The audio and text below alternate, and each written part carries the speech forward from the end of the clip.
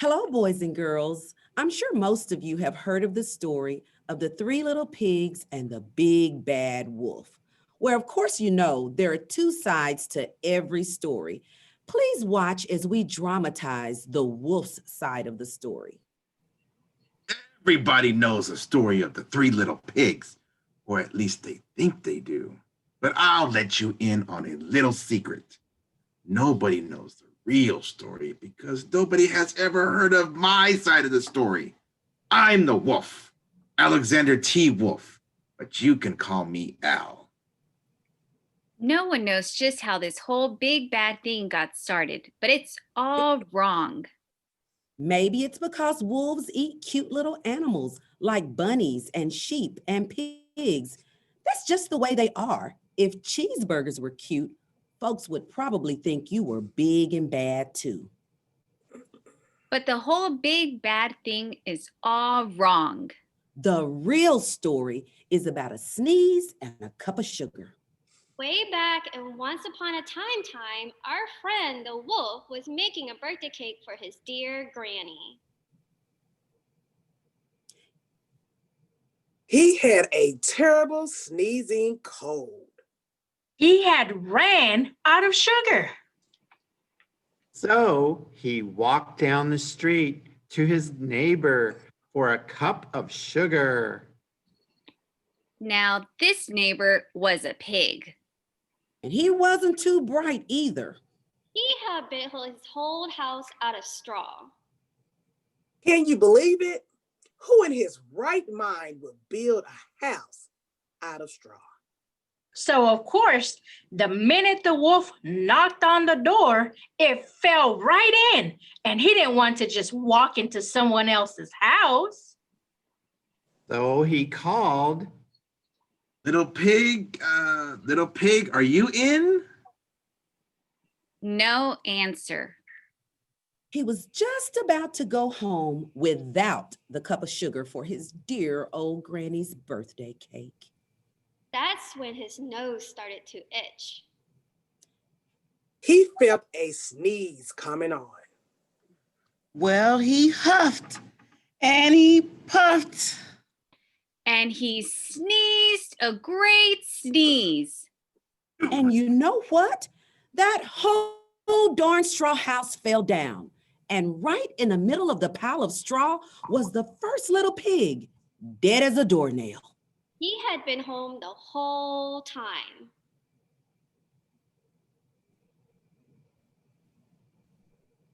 It seemed like a shame to leave a perfectly good ham dinner lying there in the street.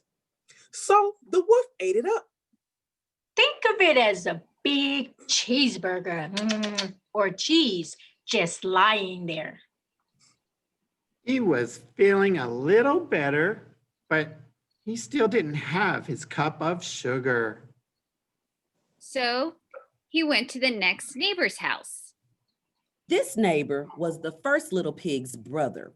He was a little smarter, but not much. He had built his whole house out of sticks. He rang the bell on the stick house. Nobody answered. So he called, Mr. Pig, are you in? He yelled back, Oh, wait, Wolf, you can't come in. I'm shaving hairs on my chinny chin chin. He had grabbed the doorknob when he felt another sneeze coming on. and he huffed, and he snuffed. And he tried to cover his mouth, but he sneezed a great sneeze. And you're not going to believe it. This guy's house fell down just like his brother's. When the dust cleared, there was the second little pig, dead as a doornail. Wolf's honor. Now, you know food will spoil if you leave it out in the open. so the wolf did the only thing there was to do. He had dinner again. Think of it as a second helping. He was getting awfully full, but his cold was feeling a little better. And he still didn't have that cup of sugar for his dear old granny's birthday cake. So the wolf went to the next house. This guy was the first and second little pig's brother. Now, he must have been the brains of the family. He had built his house out of bricks. The wolf knocked on the brick house. No answer. Mr. Pig, are you in? And do you know what that rude little porker answered? Get out of here, wolf. Don't bother me again. Talk about impolite. He probably had a whole sack full of sugar. And he wouldn't give the wolf even one little cup for his dear, sweet old granny's birthday cake. What a pig. The wolf was just about to go home and maybe make a nice birthday card instead of a cake when he felt his cold coming on. He huffed and he snuffed and he sneezed once again. Then the third little pig yelled, And your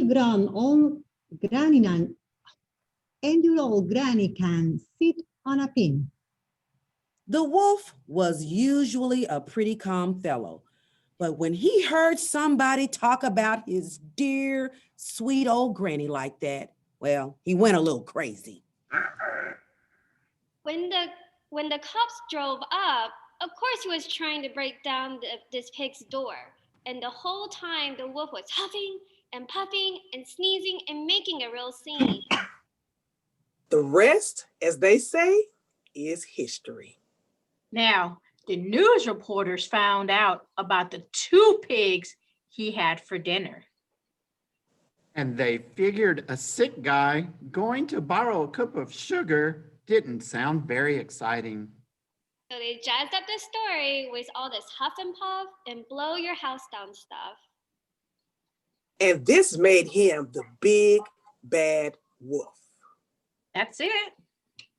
The real story. Was framed.